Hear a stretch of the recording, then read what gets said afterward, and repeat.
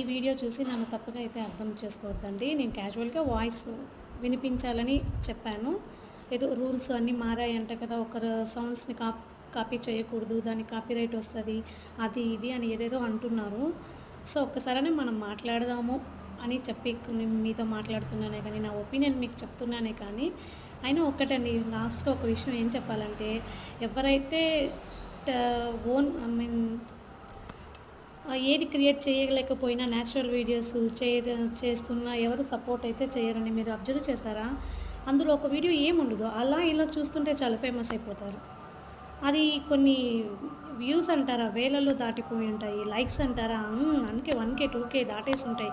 ఎందుకని ఎంత అబ్జర్వ్ చేసినా అందులో ఏముండదు.